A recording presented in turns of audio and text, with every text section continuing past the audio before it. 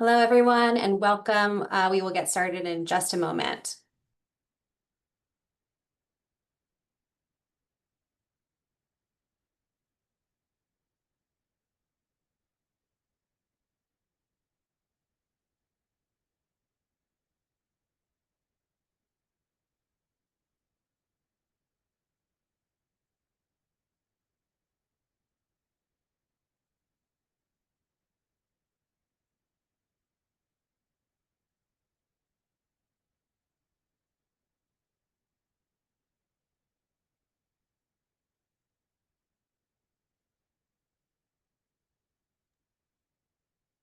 Hello, if you're just joining us, thanks for joining tonight's Bellwether District Community Meeting. We'll get started in just a moment.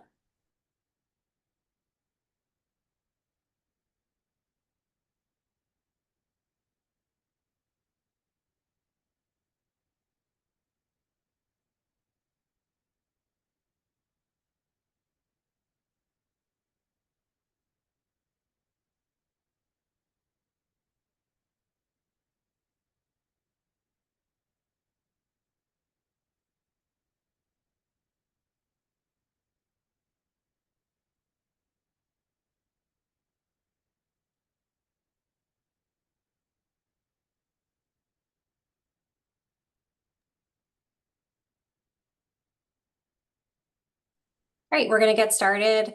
Good evening, everyone. Welcome to our third Bellwether District Community Meeting of the year. I'm Mia Fioravanti, Vice President of Corporate Affairs at the Bellwether District. Before we begin, I'll share a quick overview of our Q&A process. We encourage you to enter as many questions as you may have this evening into the Q&A throughout the meeting.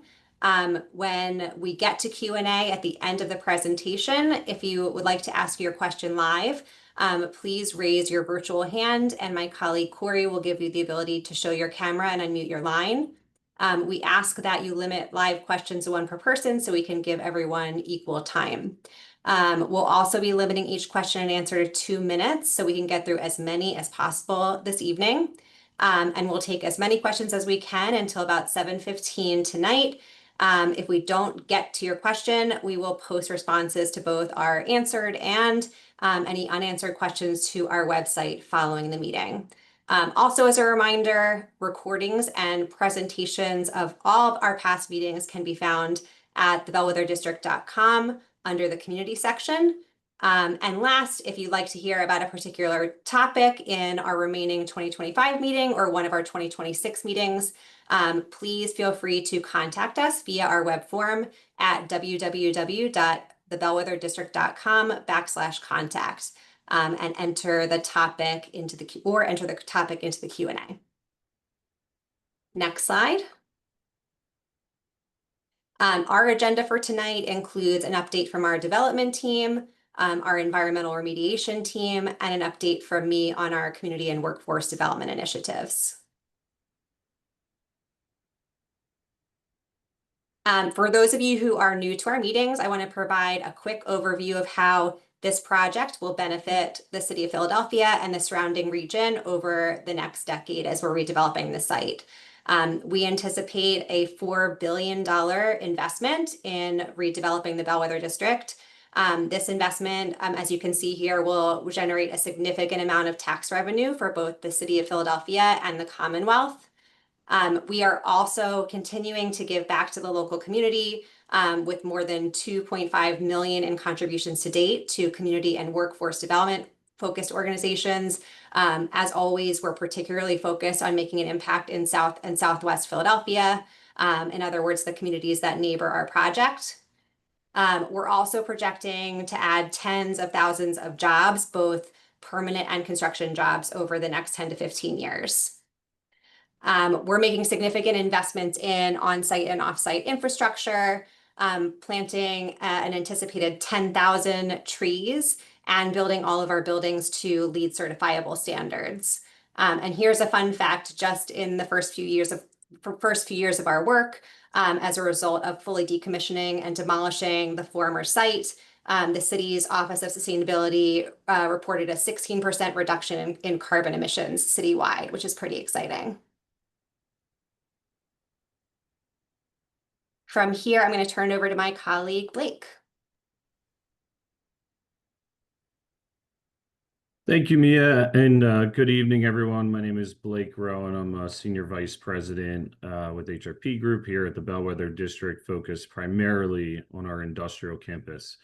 Our first phase of development has been going on at, crazy to say, just over 5 years now, and just an incredible amount of progress that we'll show through the next few slides. But as a quick reminder, we completed the vertical demolition of the old refinery in the first and second quarter of 2024. We have ongoing remediation efforts that our colleague Juliana will go through later in the presentation. And on the industrial campus, we began earthwork in 2023 around May and have been continuing that on and are looking forward to completing that actually this year, which is really exciting. Our first building, you'll see in next slides, is complete as of today, and our second building is nearing completion right around the corner. On the innovation campus, we are excited to get started in the first quarter of 2024. That's continuing on and looking to get wrapped up here towards the end of this year. And we're looking to start vertical construction there around the first to second quarter of next year. As always, we meet quarterly for these type of meetings, and we certainly enjoy to show off the progress we've made. Next slide.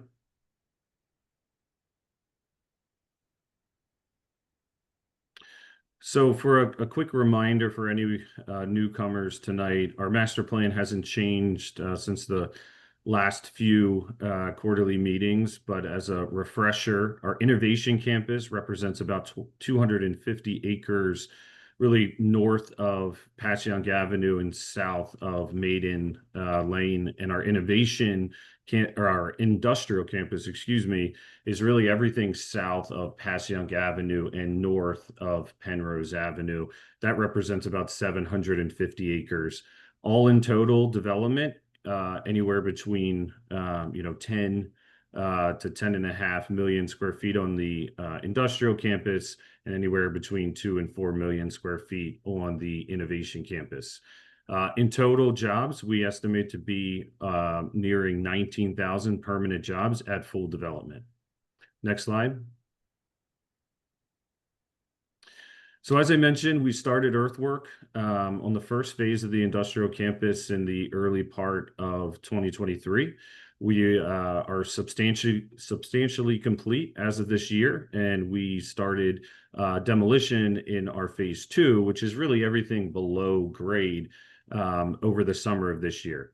We are looking towards completing all of the mass earthwork on the industrial campus by the end of this year. That represents about 2.5 million cubic yards of material, which is, just incredible amount to be moved over the past 18 months. If you go to the next slide, you'll see some aerial photos of some of the progress.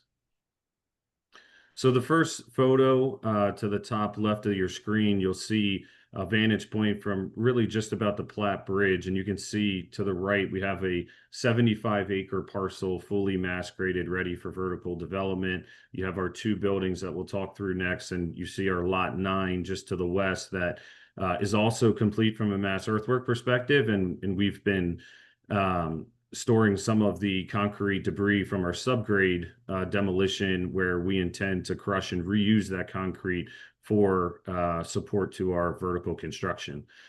Some of the other photos that you see are vantage points looking south on our industrial campus. You can see the buildings complete, and you see our mass earthwork progress that we've made. That's just to the east if you're coming from Passyunk Avenue towards 26th Street. So an incredible amount of progress. Next slide. So our project on the industrial has really been broken up into two phases to get us started. They gear towards our on-site infrastructure, which is all of our new roadway and utilities to support our new vertical construction and future tenants. And then our off-site improvements, which on this phase is really everything that you see down 26th Street from the intersection at 26th and Hartranft to the intersection at 26th and Penrose. That First phase is nearing completion. Our on-site infrastructure is substantially complete. We're wrapping up site lighting and sidewalks, and then we will be complete. And then on the 26th Street side, we are wrapping up final paving and street lighting. We'll start to install the new traffic signal equipment over the next couple weeks, and towards the end of this year, we will be fully complete. On the next slide, you'll see some pictures of the progress. So here are some aerial views of the intersection at 26 and Penrose. As you can see, the additional lanes, turn lanes right to go towards the Platte Bridge and 95 are nearing completion. We've completed all of the necessary utility relocations and improvements in this area. On 26th Street, we have a handful left to be complete over the next couple weeks along Penrose Avenue. And then we'll be wrapping up final paving and be able to open up this area subject to final approvals with PennDOT and the Streets Department. So great progress. On the next slide. So our main entrance to the industrial campus is the intersection at 26th Street and Hartranft. The rendering that you see to the top left of your screen is what we envisioned a handful of years ago, and working through with the Planning Commission and our team and PennDOT and the Streets Department. And as you can see in some of the recent aerials, we're really starting to bring it to life. And you see some of the green new trees, the 10,000 trees that Mia had mentioned early in the presentation. We are pushing towards that as quickly as we can and love to see, the site brighten up. As I mentioned, we are wrapping up this intersection. We will have it done by the end of this year. It will not go open or live until there's a tenant in these buildings, which we'll talk through next. But traffic flow will be improved and ready to go. Next slide. And then our on-site infrastructure, you can see the new roadway, again, to the just top left portion of the screen, a rendering of what we envisioned for our first phase of vertical development. And then just to the right of that is a recent, albeit it's, as of late, the last couple of weeks, it's the green and the grass has really popped as we head into fall, and much greener. And, we're excited to see the progress there. But you can see the first phase of our campus really coming to light. Again, all new utilities, sidewalks, a shared bike and pedestrian pathway. So we're really excited to bring this to life here in the next couple of weeks. Next slide. Our building one, as you can see the rendering again, top left, and to where we are today. So we are substantially complete. This is a 326,000 square foot crawl stock building that was built speculatively. We have, many meaningful conversations going on with prospective tenants, and we hope to, bring some exciting news to the city in the near term. But this building is available. It was a design build by Clayco in partnership with Perryman Construction. Really great project. We love to see where we landed today, and looking forward to bringing the first tenant. Next slide. Building two, this is our 727,000 square foot spec building. As you can see, rendering and then the progress today, we are nearing completion. We are substantially complete on the overall shell of the building and wrapping up some odds and ends into punch list. And we are turning over the building here likely into November of this year. This building is really a unique one, 727,000 square feet, being double the size of our first one, but it is demisable and has entrances on either end of the building. So this could be a potential use for a dual tenant type scenario. We also have meaningful conversations going on with prospective tenants on this building. So, we're looking forward to delivering this here in the very near term as we lead into 2026. And then with that, I believe I'll turn it over to Amanda to go through our innovation. Sure. Thanks, Blake. Hi, Nice to see everyone. My name is Amanda Maisie. I'm the director of mixed use and I work on the Innovation Campus. And I'll now take you through our current plans and status. Next slide. So our first slide zooms into the Innovation Campus Master Plan. Our site is approximately 250 acres and we are currently planning 3 to 4 million square feet at full build out. Our campus is located north of Passyunk Avenue, just south of University City and Pennovation, with direct access from 34th Street. And we're situated directly between the Schuylkill River and I-76. This slide also highlights phase one, which if you go to the next slide, please. So this zooms in on that phase one. So it's approximately 40 acres and 3 buildings and about 500,000 square feet. We chose this as our first phase because it's the closest to the existing infrastructure and surrounding neighborhoods with direct access from I-76 and University City. These first 3 buildings are designed to accommodate biomanufacturing, processing, and production facilities, along with tech-oriented uses. Right now, the vertical construction is market dependent, but as Blake said earlier, we're hoping to start early next year. Next slide. So we've spent the majority of last year and this year focused on progressing our earthwork activities on parcel A and B. So when I refer to parcel A, it's the 125 acres above the CSX rail line, which is kind of the white break in between the 2 parcels of my campus, and then parcel B, which is the southern half of the site. So on parcel A, we completed surface and subsurface demo in December of 24, as well as mass grading. And so this year we've been focused on parcel B. We commenced demolition in February, and we're approximately 75% complete, and we anticipate completion by the end of this year. We commenced mass grading in June 2025, and we're approximately 60% complete, and we anticipate completing by the end of the year. Next slide.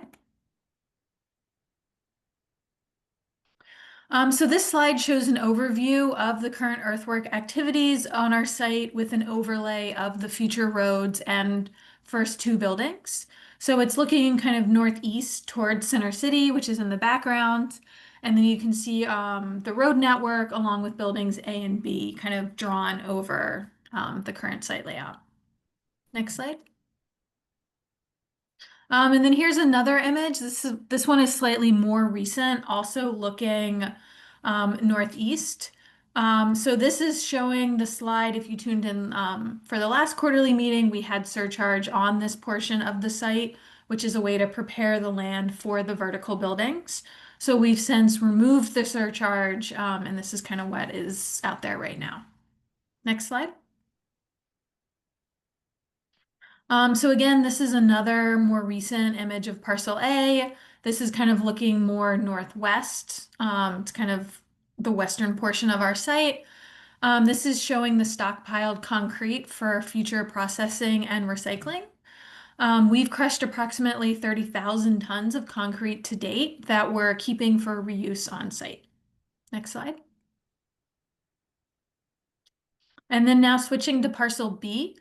So again, the southern half of the Innovation Campus. So this image is kind of looking east. And this shows primarily surface demolition to date of the existing private rail and some of the concrete structures. And then you're starting to see the beginning of some subsurface demolition. Next slide.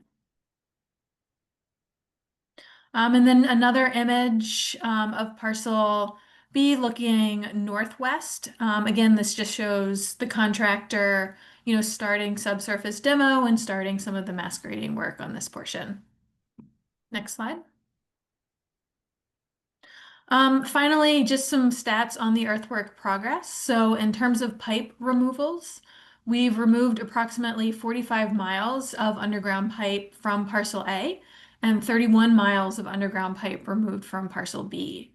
In terms of earthwork volumes, we've completed movement of approximately 270,000 cubic yards of soils on A, and 200,000 cubic yards of soils on parcel B.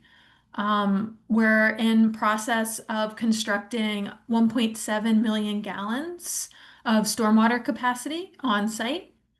And then in terms of recyclable metal, we've recycled over 3,800 gross tons of metal from parcel A and over 5,000 gross tons of metal from parcel B.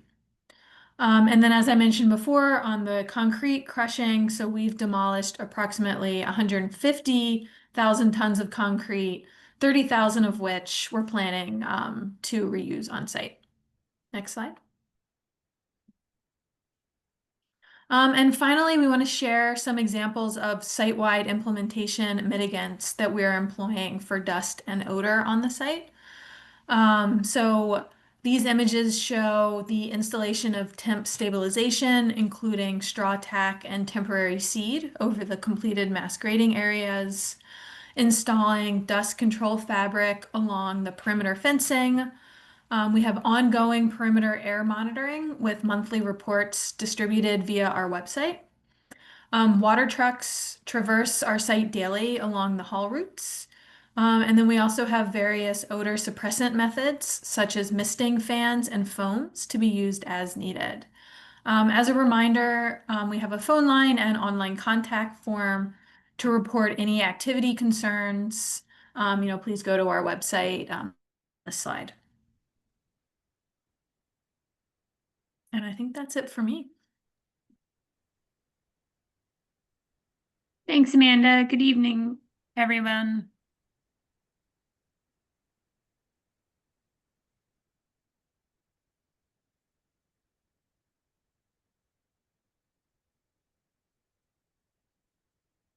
Can you guys hear me? Yes, we can hear. I think she was just Okay. You're good. I wasn't sure if it was my screen that was frozen. Okay, good evening, everyone. My name's Juliana Connolly, and I lead environmental remediation activities for HRP Group, including here at the Bellwether District. And so I'll talk through some of the activities that we have ongoing at the site, really relating to remediation activities and our management of environmental media, so soil and groundwater, things like that, during our redevelopment. But before I talk about environmental remediation at this property, I always talk first about sort of the division of responsibility. As many of you likely know, the property prior to our redevelopment was an oil refinery, and it was an oil refinery for over 100 years. And because of that, there are two, what we call in sort of the environmental cleanup field, there are two responsible parties. So there's a prior owner of the refinery, Sunoco, or you'll also hear them referred to as Evergreen. And then there's ourselves, HRP Group or Bellwether District Holdings. And we both share responsibility for ongoing work at the site. And this slide is really just to summarize those responsibilities for everyone, and I'll just talk through that a little bit. With respect to discrete releases of contamination, so what I mean by that is like a localized area where oil or some other contaminant was released to the ground or to the subsurface, there's a line, a date that establishes whether Sunoco or ourselves are responsible, and that date is in September 2012. So if a release occurred before September 2012, that's the responsibility of Evergreen, and if a release occurred after September 2012, that's our responsibility. And I'll talk more about the releases that occurred after September 2012 on a subsequent slide. In addition to those sort of discrete areas of contamination that we or Evergreen are working to clean up, there's broader, sort of more diffuse impacts from the over century of industrial use. And there's also demolition-related activities that have been ongoing. So a couple other things you'll hear me talk about that are our responsibility is a concept called vapor intrusion. This has to do with the potential for contaminants in the subsurface to migrate into the indoor air of the new buildings that we're constructing on site. And the responsibility for mitigating that vapor intrusion lies entirely with us, with Bellwether District Holdings. I'll talk more about that. We also have an obligation to take through the regulatory program in Pennsylvania all of the storage tanks that some of you may remember were located on the site, but now we have demolished. And that closure, that regulatory closure, requires sampling beneath the tanks, and that's something we've been doing for about 5 years now, and I'll talk more about that. And then we're also responsible for the management of the soil that we're moving around during our redevelopment. You heard Blake and Amanda both talk about grading and relocation of soil. And we have a soil management plan that I'll talk more about that outlines how that soil is moved and how it's managed appropriately during our redevelopment. You can go to the next slide. Great. So this slide, it's kind of zoomed out far. You're not really meant to be able to read the details, but it's illustrative of those post 2012, those after September 2012 releases that I mentioned. So there's 12 releases that we're aware of that have occurred after September 2012. And the stars that you see on this figure show the location of those releases. So they're sort of distributed through the refining area. You may be able to see, you may not, depending on the size of the screen you're looking at, that there's two different color stars I'm showing here. There's green stars and there's purple stars. The green stars, and there's 5 of them, are release areas that we've already brought through the Pennsylvania Land Recycling Program, the Act 2 program, and we've achieved regulatory closure. So 5 of the 12 areas are closed. The 7 that are purple are still open. They're still areas that we are either continuing to assess, so sample and figure out the extent of contamination and figure out how to remediate, or they're areas where we have ongoing remediation and where our remediation is not complete. So those purple ones are ones we're still working on, and I'll show more about those on the next slide. So this slide summarizes the 7 lines in this table correspond to those 7 purple stars on the prior slide. And so it just summarizes the type of remediation activity that we either completed or are currently completing, or if we haven't figured it out yet because we're still assessing the situation, you'll see it says to be determined for the type of remediation. But what you'll see here is mostly what we're focusing on is recovery, either removal or destruction of oil in the subsurface. So oil that got released to the ground, either to the ground surface or to the subsurface.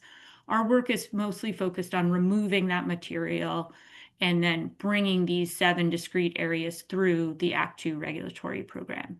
You can go to the next slide. Great. You heard me mention another term called vapor intrusion. Vapor intrusion is when you have contaminants that are present in the subsurface, so underground, that move into the indoor air of a building. And we don't want that to happen because we don't want people breathing those contaminants in the indoor air. And so what we do to prevent that is called vapor intrusion mitigation. So the process for that potential migration to occur is called vapor intrusion. And we keep that from happening by either installing a physical barrier, which is called a vapor barrier beneath the building, or sometimes we'll install what's called a vapor intrusion mitigation system, which involves venting beneath the slab. If anyone's familiar with radon, if you have a radon system in your home, it's a very similar process. So as we're getting into the new buildings being constructed, as Blake and Amanda both talked about, we're assessing the potential for vapor intrusion and then designing mitigation systems in each of the new buildings. And so this is just a sort of cartoon schematic that explains how that process works. You can go to the next slide. This slide is providing an update on the above ground storage tank closure work that I mentioned. Those of you who are familiar with the property will remember the many very large storage tanks that used to be present on the site. On the eastern side of the site, so on the eastern side of the Schuylkill River, those tanks have all been removed.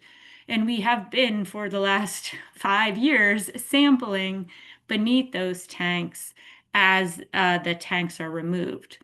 Because there were so many tanks on the site, we grouped them into tank groups that we refer to as tank groups, just sort of by physical area of the site, just for regulatory reporting purposes. So we weren't having a separate report for each of the 150 tanks. So we had 9 tank groups. What we're showing here, the different color outlines, shows the 9 different tank groups. And you can see some of the tank groups are shaded in gray. What that gray indicates is that that tank group has moved all the way through the regulatory program and is now closed. So 6 of the tank groups are closed under the tank program, which is referred to as Act 32, different from Act 2, but similar in its intent, but specific to tanks. And then we have 3 remaining tank groups that we're currently working on and moving towards regulatory closure. So we've made a lot of progress on that front. You can go to the next slide. The last slide, or actually I have 2 more slides, but this slide is referring to the topic I mentioned earlier of soil management and our soil management plan. So as part of our redevelopment, as you heard Blake and Amanda talk about, it was important that we be able to move soil around the property to achieve the elevations necessary for redevelopment. So there were some areas prior to our redevelopment that were higher in elevation, some areas that were lower, and we needed to move that soil around. In order to make sure that we were doing that in a way that the Department of Environmental Protection was comfortable with and that would be supportive of eventual regulatory closure and coordination with Evergreen, we prepared a document that we refer to as the Soil Management Plan. And the Soil Management Plan commits us to do a couple of things. One, and a super important thing, is that we committed to sampling the soil we were going to move before we moved it. So we know what is in the soil before we move it, and we make sure that we're relocating that soil to an appropriate new location. So that's an important part. And for the most part, that sampling is complete because, as you heard Blake and Amanda talk about, we've really moved a lot of soil at the site. And those data from those samples are available in reports that are on our website. Another important part of the soil management plan is that we have environmental professionals, so trained environmental professionals like myself, working at environmental consulting companies who oversee the soil movement. So our general contractors are doing the physical soil movement, but we also have environmental professionals observing that work to make sure that the soil is moved in a way that's consistent with the plan and consistent with the sampling results. And all of those results are available on our website. You can go to the next slide. So while we're moving soil at the site, and Amanda mentioned this, we are also monitoring both dust and volatile organic compound, or VOC, concentrations at the perimeter of the property. So there are 6 locations, those are the green and the blue locations on this figure, where we monitor continuously for both dust and VOCs. Sorry if I said 6, there are 10. There are 4 in the north and 6 in the south for a total of 10.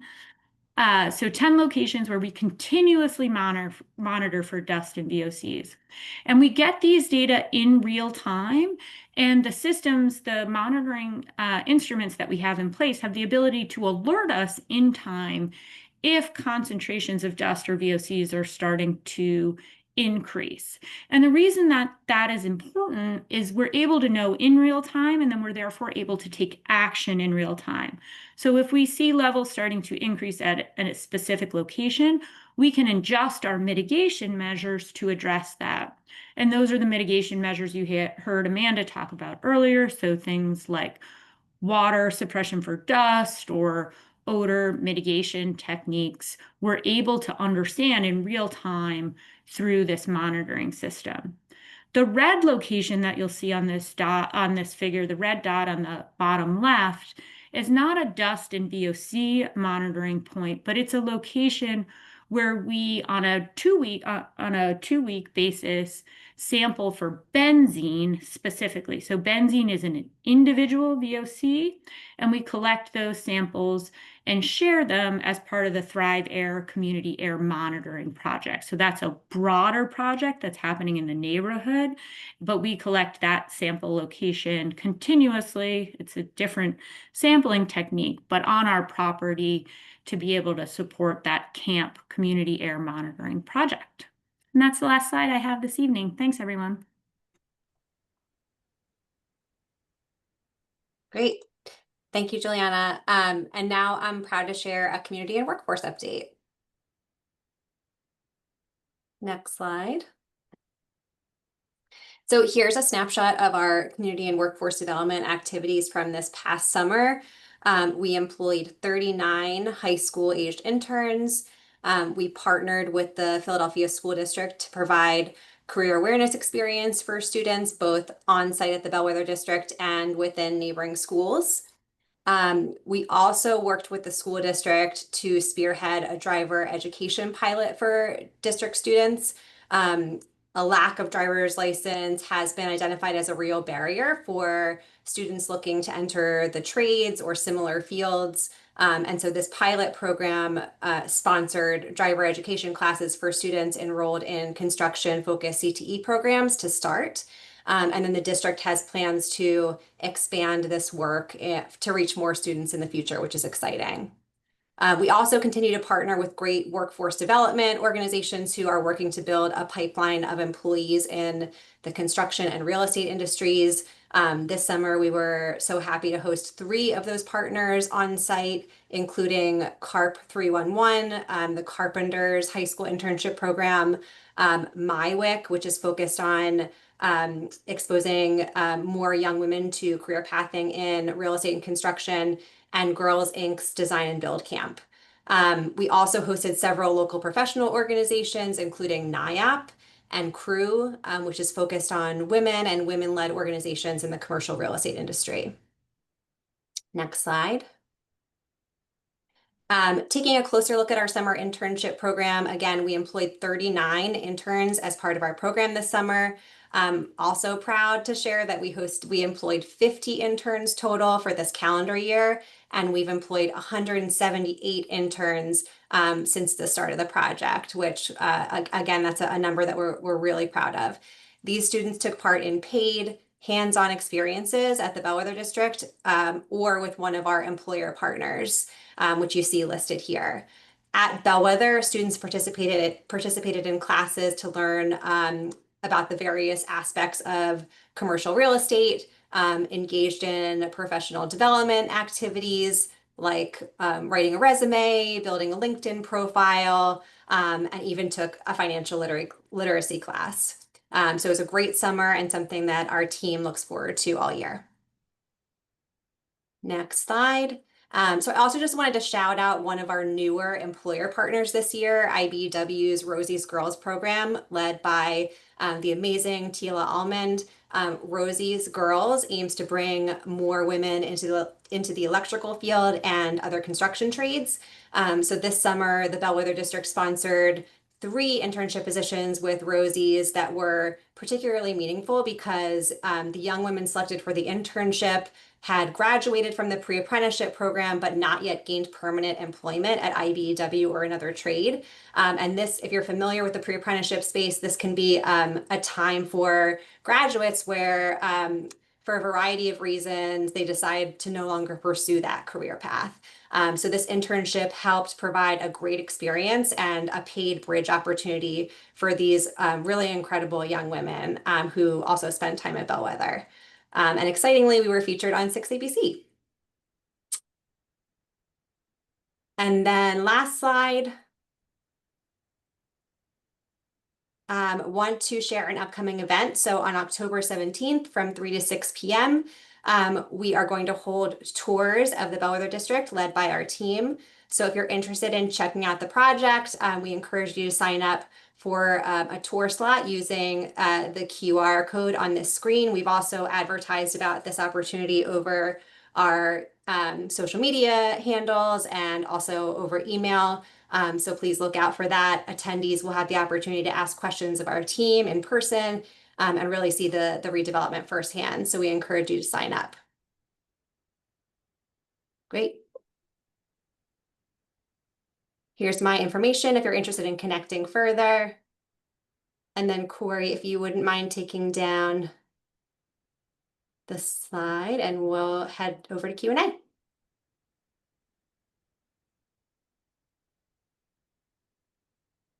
Great. Okay, we have a bunch of questions in the chat. I'm going to start with this first one from John. He is applauding us on the 10,000 trees and asks if we can apply resources to Penrose Avenue from the new roundabout to I-76 that could really use some beautification. I am going to turn that over to Blake.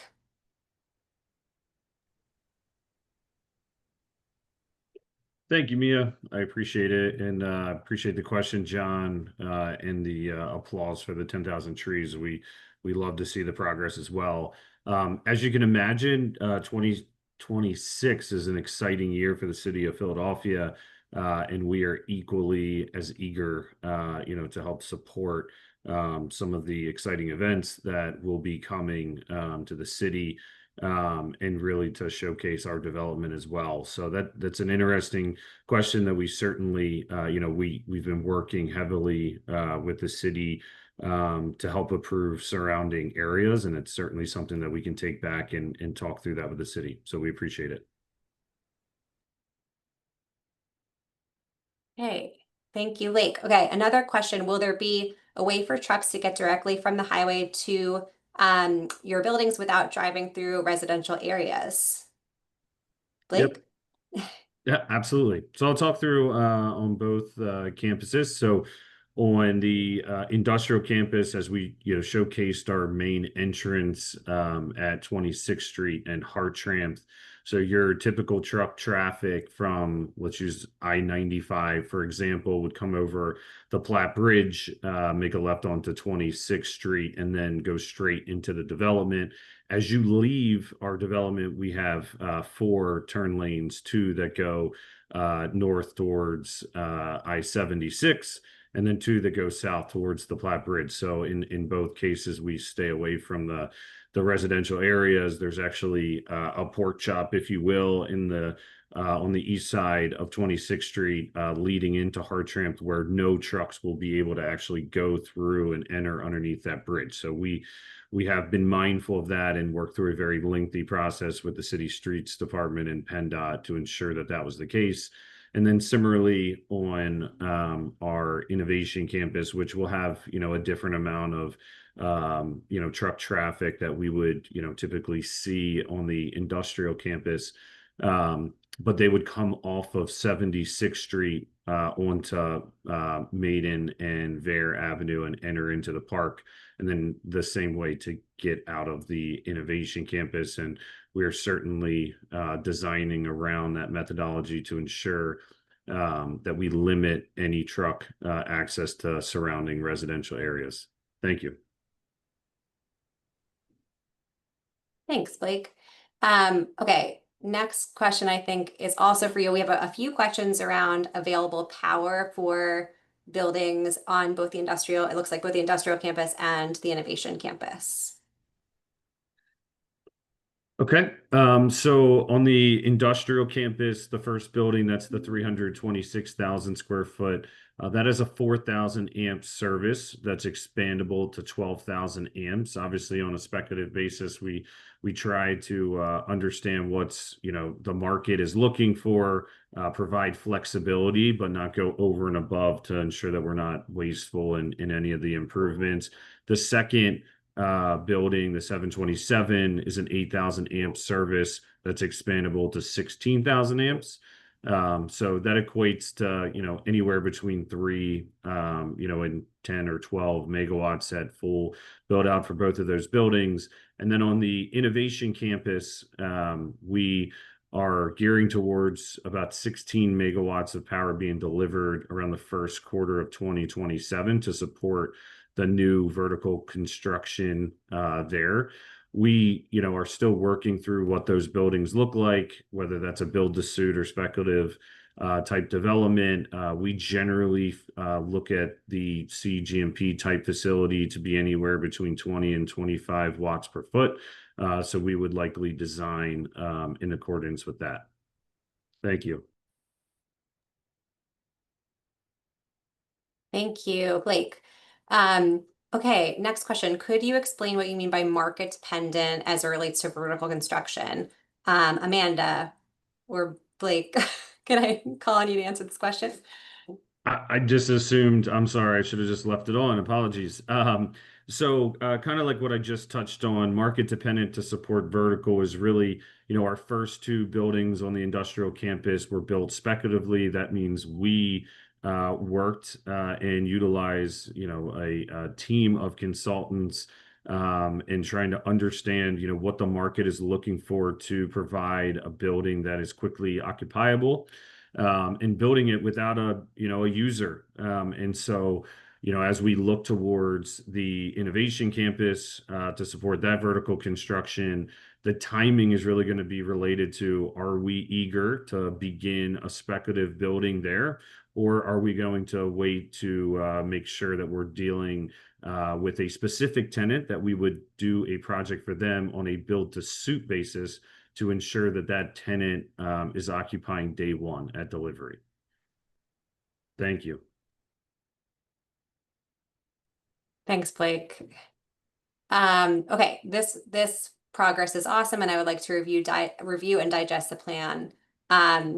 Is it available online? Yes. So all of our community meeting materials, including presentation decks and recordings of meetings, are available on our website.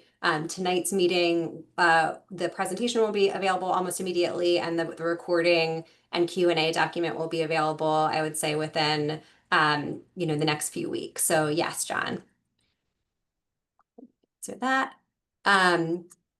This one is, how is it that the construction will be completed by the end of this year, but the cleanup plan hasn't been approved yet? Juliana. Sure. Hi, everyone. And just want to address the question. Construction will not be complete by the end of this year. Construction on certain buildings or certain parts of the site may be, but certainly not across the full property. So if there was confusion about that, please just put that in the question so we can address that misunderstanding. But with respect to the cleanup plan, I think the cleanup plan that you are asking about is Evergreen's cleanup plan. For the purpose of this question, I'm going to assume that that is the cleanup plan you're talking about, because Evergreen has submitted a site-wide cleanup plan that was submitted over the summer. We don't have a site-wide cleanup plan under Act 2 because, as I talked about earlier, the Act 2 work that we're doing is more localized to the discrete post-September 2012 releases. So we don't have a site-wide cleanup plan. So with respect to how can the construction proceed, well, the cleanup plan has not yet been approved. It's just that both can happen at the same time. So cleanup is ongoing at the site. It has been ongoing for decades. It will continue to proceed as our cleanup work continues and as Evergreen's cleanup work continues, and we're able to do the construction and the development work at the same time. We're able to do that by taking care through things like our soil management program and other systems like that we have in place. But the one doesn't have to happen before the other. So I think that's the broad answer to your question is the development can proceed. It's not prohibiting the ability for ourselves or Evergreen to continue cleanup work. Thanks. And Juliana, the next one's for you as well, if you just want to stay on. Oh, sure. What are the vapor intrusion mitigation practices being implemented? Sure. The vapor intrusion mitigation systems that we're using so far at the site, which really relate just to the first two buildings that Blake talked about, are what we would call a sub-slab depressurization or a sub-slab venting system. This is a system very similar to a radon mitigation system, if you're familiar with that. If you're not, I'll explain what it means. It's essentially a layer just of crushed stone or a more permeable, a more sort of a material that's easier for air to move through than the surrounding soil. Okay, so there's a layer like that under the building slab. So if vapors do migrate from underground up to the bottom of the slab, we can sort of collect them in this easily movable space, a space where it's easy for air to move, and then we can collect those vapors so that they don't migrate through cracks in the floor slab into the indoor air. I might actually jump ahead, Mia, to another question I saw just to answer these two questions together, and I can get back to it later as well if we want more on this topic. But there was another question I saw later about if we're mitigating the indoor air, what happens when someone goes outside? It's a great question. I just want to talk a little bit more about that. The reason we're focused on vapor intrusion mitigation in indoor air is that the indoor air is an enclosed space. Okay, so again, very similar to radon, which can be naturally occurring in the subsurface.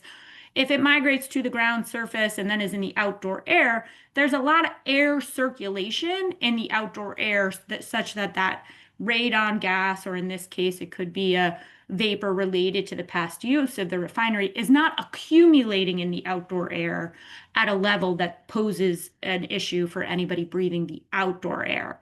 And that specific pathway, that outdoor air pathway, is evaluated in Evergreen's human health risk assessment, which was also submitted, I believe, earlier this year. I'm forgetting the date right off the top of my head. But that outdoor air absolutely has been evaluated, but is of a lower potential concern because of all the air that moves around.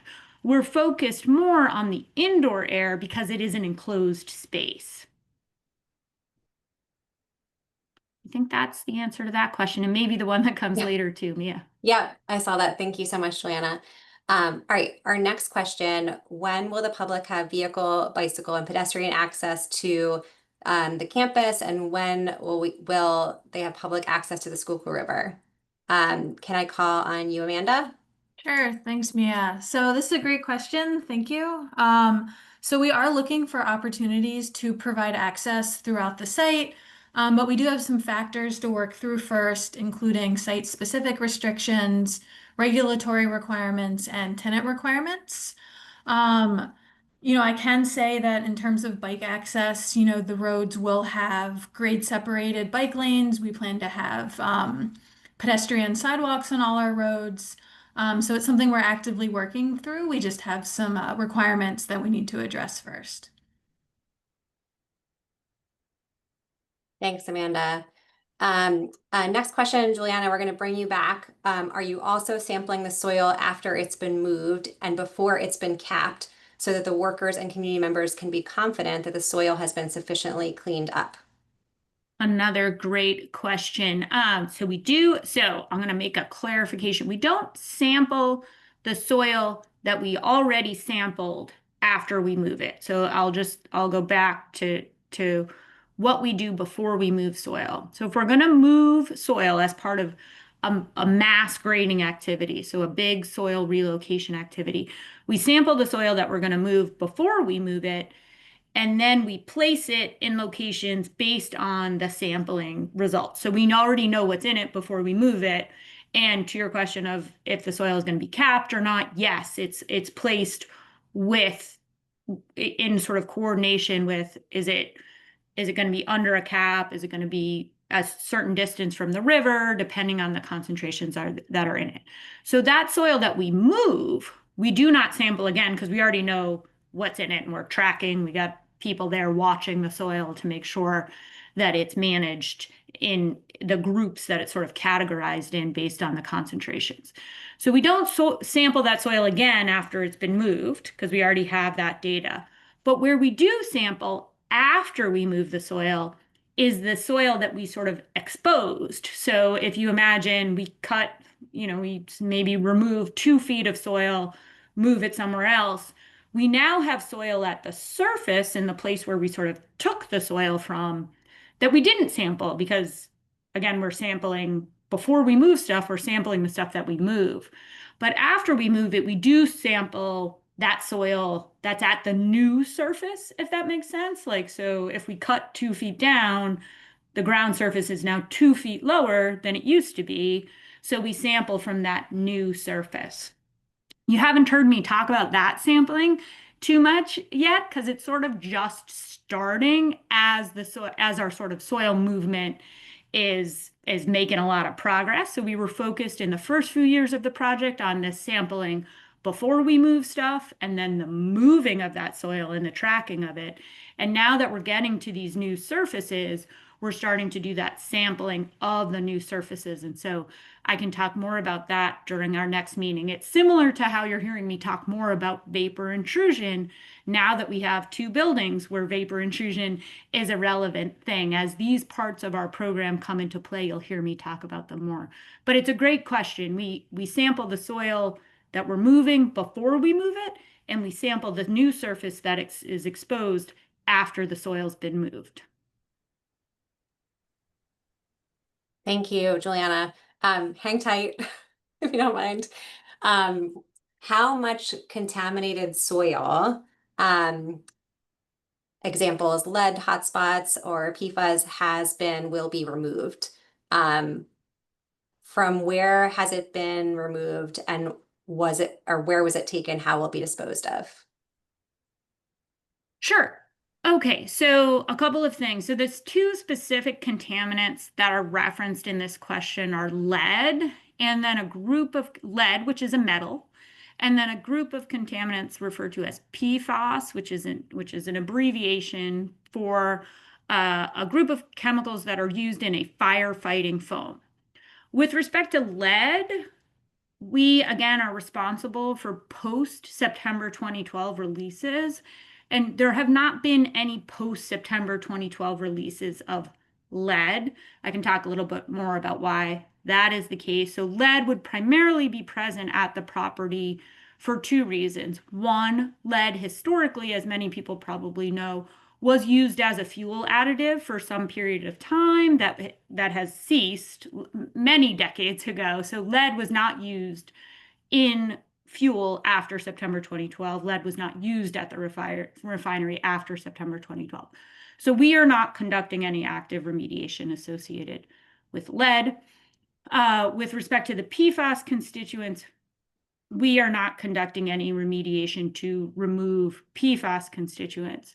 You could refer to Evergreen's cleanup plan and Evergreen's ongoing work. They have a very detailed page about their cleanup work at the site. So of course, all of the lead impacts would be pre-2012. And so if you want to learn more about lead, I would refer you to Evergreen. With respect to other constituents which weren't named here, when we remove soil from the property, which we do from time to time if it is the appropriate remedial approach for a release area, for the most part, if we're doing that, it's relating to a petroleum contaminant, like an oil release. And that's because those are the releases that have occurred after September 2012 that we're responsible for. I cannot recite for you off the top of my head the specific volumes or all of the locations of receiving facilities being landfills, where the soil has gone, but I can tell you that all of our regulatory reporting associated with our Act 2 reports are available on our website. So if you're interested in understanding the specific volumes and the locations where soil has been transported for recycling or disposal or reuse, that information is all available on our website, but it is not available off the top of my head. I hope that answers the question. Thanks, Juliana. Next question. The Philadelphia City Planning Commission held a public meeting on Monday, September 22nd, at the Finnegan Recreation Center to discuss the developers, UPenn Chop, Bellwether, new vision for Gray's Ferry. None of the developers attended. Was Bellwether invited? Do you plan to engage in any similar in-person community meetings in the future? I am going to tap Amanda for this one. Sure, thanks, Mia. So I did attend on behalf of the Bellwether District to Monday's meeting. This is a study that the city is actually conducting where they're taking a survey of Grays Ferry Avenue. They're looking specifically at pedestrian and bicycle connections and how to improve those connections throughout the corridor. At the meeting, they had poster boards where they asked for public participation. And then they also conducted tours where they took some walking tours down 34th Street and asked for public input. And then I know that they do have a website where they're taking a survey, also gathering input. So I encourage you to, respond to the survey and reach out, to the city that way. It's something really important, and it's something that we're working closely with them and coordinating with Pennovation and University of Pennsylvania on as well. Thanks.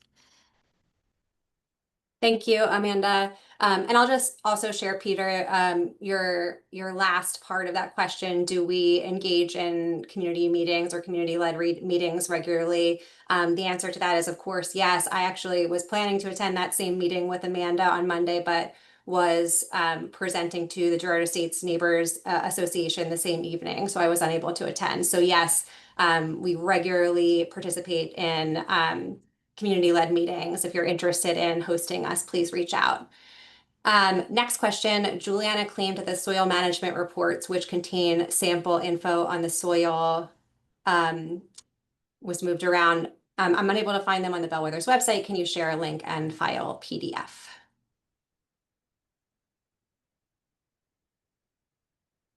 Sorry, I'm on mute. If you refer to I'm sure, Mia, we can put a link in the Q&A, but also if you refer back to the slideshow and the slide where I spoke about the soil management plan, at the bottom it shows where on our website you can go to. So you go to the Bellwether District website, and then you go to community, and then you'll see a section called environmental, and there's a lot of reports there grouped. You can either look at every single report, or you'll see groups related to air monitoring, remediation, soil management, and tank closure. Under soil management is where you'll find all of our reports relating to the soil management activities that I discussed, including all of the analytical data for the soil samples, laboratory reports, all of that detail if you would like to peruse it. Great. And Juliana, I'm going to keep you on if you don't mind. Next question, will the Sure. buildings be leased prior to PADEP approving the soil and groundwater reports for each respective AOI? AOIs is a term that Evergreen uses with respect to its assessment of the site. So I think that may be a question for Evergreen. I'm not sure specifically what you mean about the soil and groundwater reports, but with the AOI reference, that's an Evergreen specific nomenclature. So I would refer you to them if you have questions about their work. Thanks, Juliana. Next question, how much does looming inflation affect your plans? Do you think it will discourage securing new tenants? I would say we're attuned to all market dynamics. There's always multiple factors to consider. So for example, interest rates coming down is a positive, but overall, we're feeling optimistic about the market. Next one. How is it, in terms of commercial landscaping needs, how is that being rolled out to vendors, and when will bidding be considered? And so I'll take that one. As far as contracting needs, there are certain vendors that are hired directly by HRP Group at the Bellwether District. There are others that are hired by our various general contractors that are developing the site. I think a good way to get on our radar is to visit our website, www.thebellwetherdistrict.com. There's a tab on the website that is Work With Us. If you fill out that form, our team will be in touch with you and jump on a call with you to get to know your firm a little bit better so that we can make sure that you're in our database for either HRP or, again, one of our various general contractor partners to consider. So thanks, Ryan. I hope you reach out. Thanks for the updates and for your environmental efforts. You are so welcome, Michael. Would you upload on Bellwether's website the sizing of stormwater retention basins? There is no info or details. Can I call on Blake? Sure. Yeah, thanks, Mia. And great question. So the short answer is yes. The sizing of those basins are all listed within our MPDS permits that we have for both the innovation and industrial campus. And as we work through PCSM efforts and major amendments with PADAP, the revisions associated with those and final sizing of basins are listed specifically on the permit related drawings. Again, we list everything on our website as well as PADEP does as it works through the public comment period. We are also a part of Governor Shapiro's fast track program that lists and shows all of the active permits and associated plans. So we will certainly ensure that those are available. Thank you. Blake, can I keep you on for a moment? Absolutely. Sure. So the prototype shows solar panels on the buildings. Do you have an idea as to when you will be evaluating solar proposals at these sites? Yeah, so solar is a a very specific initiative that we look to further here in the coming months. Obviously, with the first two buildings being speculatively, it's tough to define specifically where we would install them on the roof structure without understanding what the final building use will be, because users will have rooftop units and other things on the roof structure that we wouldn't want to install solar panels and make those be constraints. So I can tell you it's going to be in the near future as we continue to evaluate and look to solar to help support our power needs. But unfortunately, not a specific date yet. But it's something we can definitely be in contact with as we further that development. Thank you.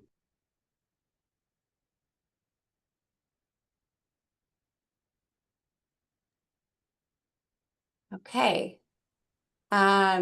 Thank you, team. Seeing no more questions in the chat, I'm going to conclude tonight's meeting. Again, if you have additional questions following tonight's session, please feel free to reach out to us via our website or to me directly, and we'll get them answered.